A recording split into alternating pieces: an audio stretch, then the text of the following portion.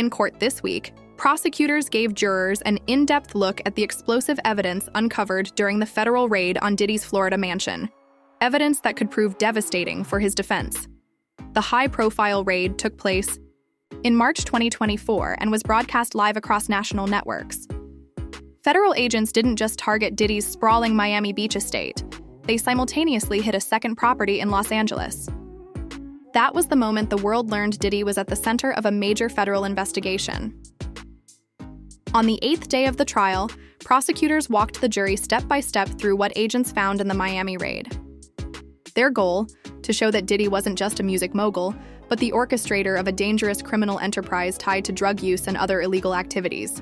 About 40 bottles of baby oil and Astroglide all together, and mind you, this is only out of one house, and they got a total of 1,000 bottles from all of the houses. This box right here is the box that Diddy would keep his green stuff in. This is not the wooden box that you heard the Homeland Security agent talk about. That box is actually right here, and this is what contained a numerous amount of different illegal substances. The fact that Diddy had liquid MDMA and liquid METH is crazy. This is how you know this man does not care. He literally had some of this stuff just laying out in the open right next to a $100 bill. Substances on different things.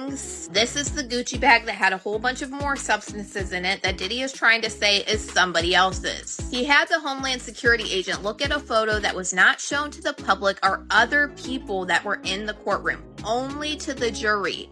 And he's basically doing this trying to say that somebody else was obviously in a photo with this Gucci bag. This right here is Golden Teachers, and it is a pill form of mushrooms. Diddy had so many weapons with the serial numbers shaved off of them that it was crazy. Like, he had these ones wrapped in a towel. These parts were found in his closet. This one was in a suitcase. Diddy's argument to the Homeland Security agent was really, don't you have weapons in your home? Well, duh, he's an agent, but I'm sure he doesn't have weapons that have shaved serial numbers. He had a whole bunch of 7-inch high heels, and I'm sorry, I'm confused. What girls are coming over to your house without shoes on? Also, things like toys and rope, that vital honey that helps you stay performing. Here's another drawer that was filled with outfits and toys. These are the boots sitting next to Diddy's shoes, where he would have 3 cell phones hidden inside these boots. And I'm confused, like, why are you hiding cell phones in boots? I don't know if this is like a blackmail thing, if this is where he kept these freak off videos, or really what is going on. Last but not least, this is a picture of Diddy's bathroom where he has messages wrote on his mirror with lipstick. And I'm not gonna lie, it's kind of creepy because these messages don't make sense. I want to know, is Diddy writing this to himself on his mirror in his bathroom? In marker it says, what do you want? And then it says, love you, love Diddy. And then it says, you're a legend. I can't tell what this says, but then it says Team Puff Daddy. Items like baby oil and high heels aren't illegal on their own, but prosecutors say they were key components in what they've described as freak-offs, wild drug-fueled sex parties involving both women and male sex workers. According to testimony from Cassandra Ventura, known publicly as Cassie, she participated in hundreds of these events. On the stand, she detailed how Diddy maintained strict control over her appearance, instructing her to reapply baby oil so her skin would glisten to his liking. But what shocked the courtroom wasn't just the level of control. It was the allegation that the baby oil itself was often laced with drugs, a chilling claim that painted a much darker picture of what really went on behind closed doors. It's not baby oil, it's GHB.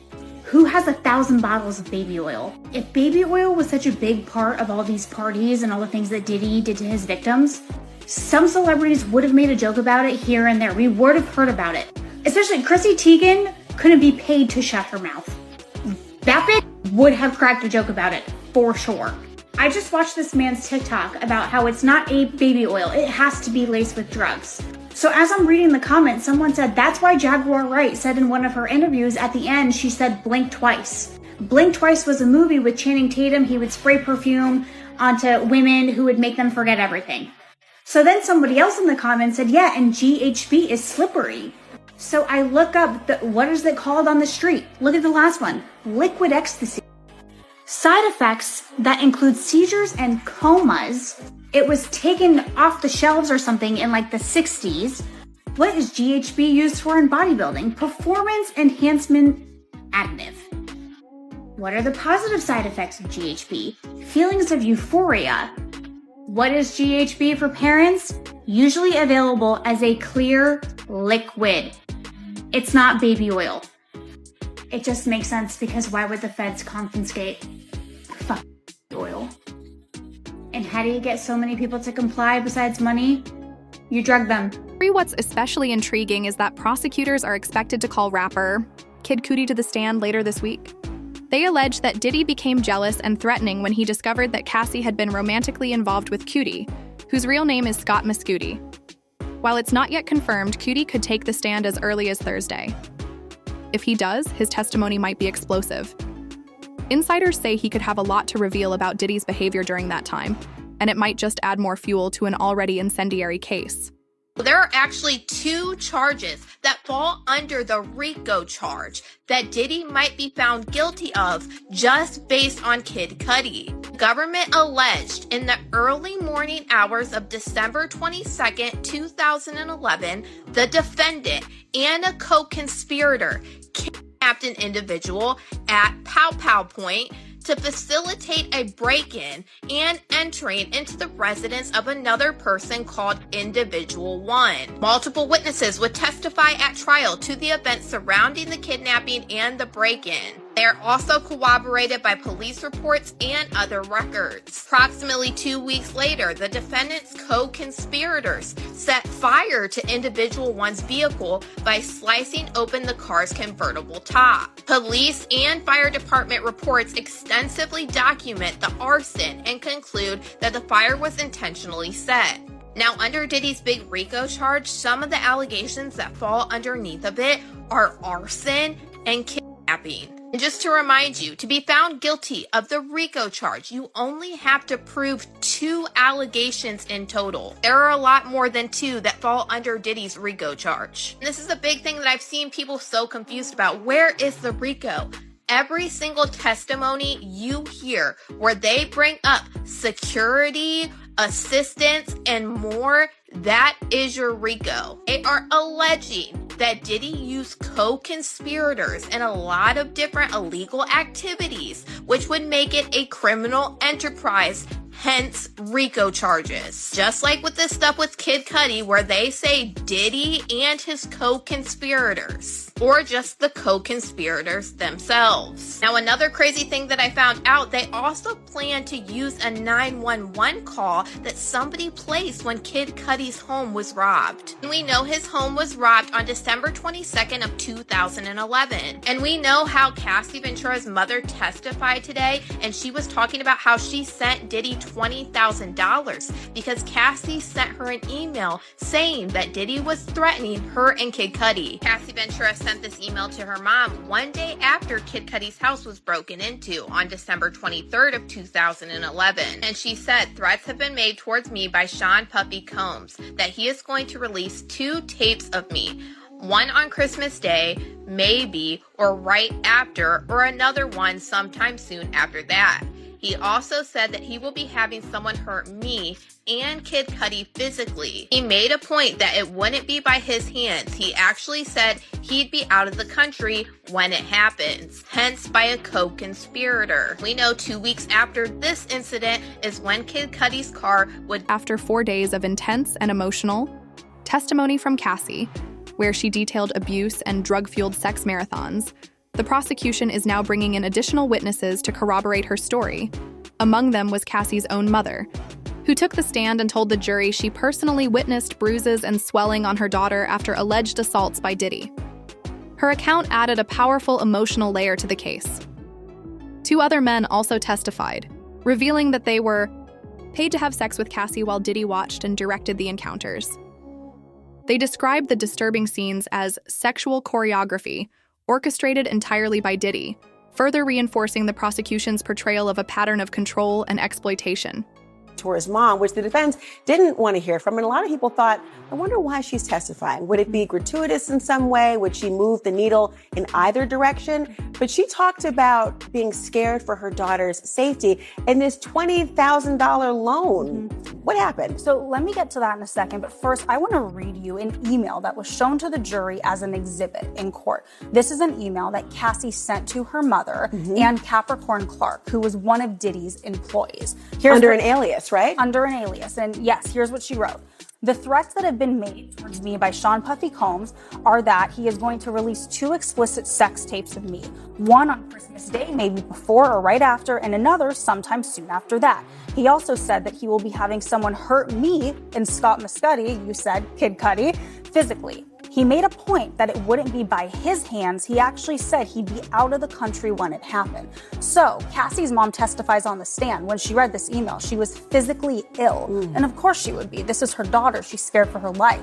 So then she said that Diddy demanded that she pay $20,000, as you said, because he was upset that Cassie was with another man. That would be Kid Cudi. And he said, I spent $20,000 on your daughter, so you better pay it back. Now you have Diddy, who at one point was a billionaire, but at this point at least is worth hundreds of millions of dollars, and is allowing the mother of his girlfriend to take out a home equity loan to wire the money. He accepted that money, but then he sent it back. Now I want to bring up one more exhibit. There are photos of Cassie with bruises on her body that were shown to the jury, and Cassie's mom said she's the one who took those photos of her daughter when she visited home for Christmas. It's pretty unbelievable to think about the dynamic of Sean Diddy Combs asking someone for $20,000. The intimation, of course, that he returned it later on once Diddy and Cassie were back together. The tangled relationship between Diddy, Cassie, and Kid Cudi has become a dramatic focal point of the trial, one that's capturing public attention both inside and outside the courtroom.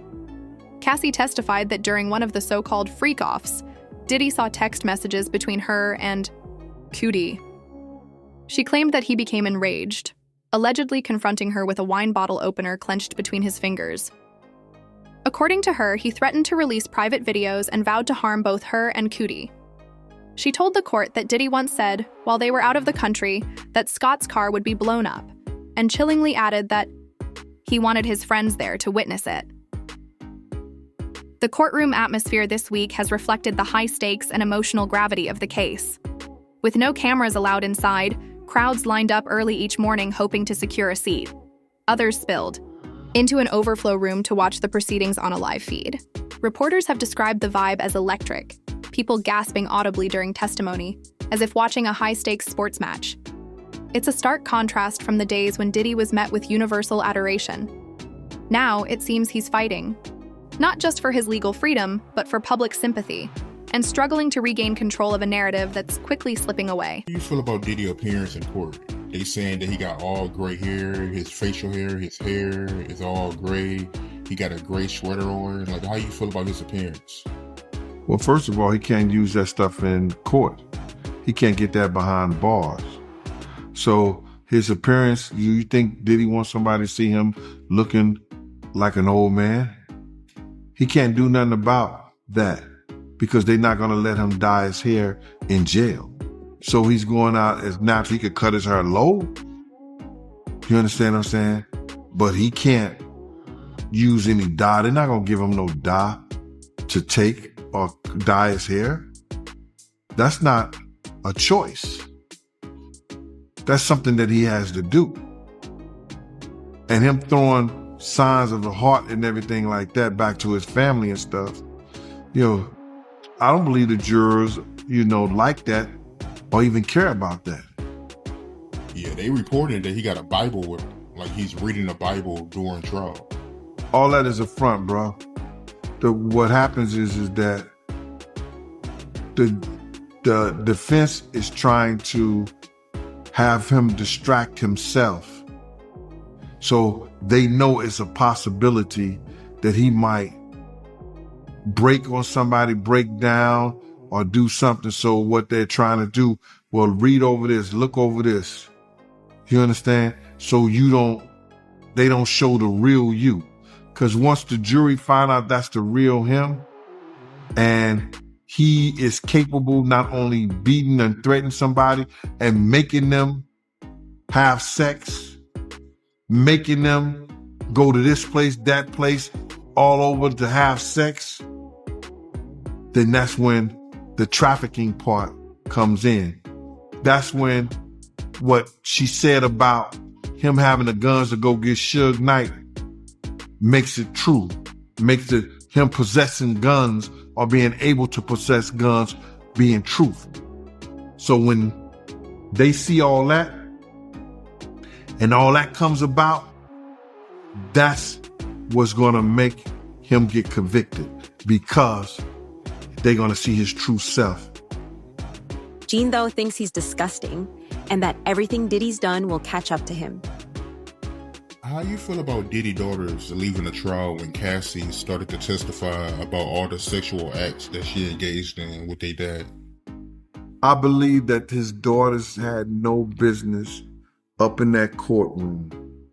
And I know that they want the jurors to see that he has a family, he has that moral support from them. But see, the prosecution and the defense, especially the defense, had already told Diddy how they was gonna go, because they know their game plans. They know what they're gonna go at and what they're gonna talk about. And they know they was gonna bring those things up. And how dare you have your daughters in there? Maybe that would be their deterrent for never to let somebody do them like that. No matter how famous they want to be. Maybe that's their deterrent. But for have your kids up there to hear some of the nasty shit that you did, and they know you used to fight their mother, they know that you used to do certain things with their mother. That was one of the craziest moves I ever seen. Very selfish. Very selfish. I don't want my daughters to hear me, how they talk about this girl, talking about how I beat her, how I did this, pee in her mouth, all this. Nah. I heard it was so disgusting that one time they had to... A's for Diddy. He's not just sitting passively in the courtroom. Despite being behind bars, he's fully engaged. Observers say he's locked in, taking notes, passing them to his attorneys, and keeping his eyes sharp. It's as if he's still trying to command the room, mirroring the control he once wielded over his music empire. Now reduced to a courtroom. Battleground. This week, 2 women took the stand and delivered stunning testimony, sending shockwaves through the courtroom. First up was Dawn Richard, a former member of Danity Kane, the girl group Diddy famously created. Her testimony was chilling. She told the jury she personally witnessed Diddy physically abuse his ex-girlfriend, Cassie Ventura, on more than one occasion. One of the most disturbing incidents she described involved a heated argument that escalated violently, with a hot egg skillet being used as a weapon. After the altercation, Dawn said Diddy issued a chilling warning to her and a friend. "Where I'm from, people go missing." The courtroom was stunned. Dawn's words painted a terrifying picture, not just of abuse, but of fear and silence enforced by intimidation. Attacked by Sean and kicked. Did you see more violence by him against Cassie? Often. The government then shows Dawn Richard a picture of Diddy Dirty Money. When were you a member of this group? 2009 to 2011. The incident in 2009 when Sean Combs beat Cassie. Where was it? In Sean Combs' LA home. We were recording. What did he do? He was saying, "Where the F is my food?" He grabbed a black skillet with eggs and tried to hit her over the head. Cassie dropped to the ground. What did she do? She was in a fetal position. Then what? Sean Combs was kicking her in the head and the body and then dragged her up to the first floor. Glass was breaking and yelling. I was scared for her and for me too. Did you intervene? No. Did you call the police? No. The next day, what happened? He said it had been passionate and she was okay, and that it would be better if we didn't talk, that people could end up missing. How did you understand that? Death. Diddy's team then yells objection. Then the judge calls a sidebar and ends her testimony for the day. But Dawn Richard will be back on Monday to give the rest of her full testimony against Diddy. But right before they brought Dawn Richard in, they actually had a Homeland Security agent testify against Diddy about when they came and arrested him to take him to jail. So let's go ahead and get into that. The government asked, when Sean Combs was arrested, where did you go? The Park Hyatt Hotel, room 2115, where he was staying. They show a picture to the jury of his hotel suite, and what did you do? We assigned a letter to each room and began to search. What was your role? I took photographs of items and then signed them on the 6051 form. What was found in the closet? They then show a picture to the jury, and it was plastic bags full of Johnson & Johnson baby oil and Astroglide bottles. And you're telling me Diddy is still doing this knowing that they have already raided his house, knowing that they are about to blow down on him? What was found in the bathroom? Several bottles of baby oil, and they show that picture to the jury. Now the bedroom. What was found in the Louis Vuitton bag? Medication in the name of Frank Black. That is the name that Cassie Ventura said Diddy used as... She also recounted another shocking incident that took place at a high-profile dinner attended by celebrities like Usher. According to Dawn, Diddy punched Cassie in the stomach right there in front of everyone. What's even more disturbing is that, Dawn said, people who worked for Diddy, his security guards, record label staff, and even top executives witnessed the abuse firsthand. Yet no one intervened. No one stepped up to help. Even on the van ride home, when Cassie confronted Diddy about the violence, there was complete silence. The entire testimony was nothing short of bonkers, a raw, unfiltered glimpse into a world of power, fear, and silence behind the scenes. Packs of pink powder found in the medicine bottles. And then they showed a picture to the jury of it being found and tested by Customs and Border Patrol. Reading from the slip where they tested it from, the pink powder was found to be K and MDMA in the bottle. And then they actually passed around the physical evidence to the jury. What was found in the black mini backpack? $9,000. Please take the cash out of the bag, and then the Homeland Security agent fans out the bills. Then the government says no further questions, and then Diddy's team starts a cross-examination. And they say, in the hotel room, did you see any bags and clothing indicating that a woman was staying there with him? Yes. And that's where they end the testimony of this Homeland Security agent. And honestly, I don't get Diddy's attorney's question on this, because if anything, I feel like it makes it look worse. Because you're saying you are finding substances that Cassie is alleging that he used, and you're also finding all of these bottles of baby oil in a hotel in New York. What's even crazier about this is Diddy's attorney said way back when that Diddy went to New York because he knew that they were about to raid him. So he was turning himself in. He wanted to be closer when they came after him. But yet he has all of these illegal substances, the baby oil and everything, and he knew. And Dawn wasn't the only one to break her silence. Cassie's former best friend, Carrie Morgan, also took the stand this week. Carrie backed up many of Dawn's claims, testifying that she, too, witnessed Diddy physically hurt Cassie. But what's even more shocking, Carrie revealed that she herself suffered abuse at Diddy's hands.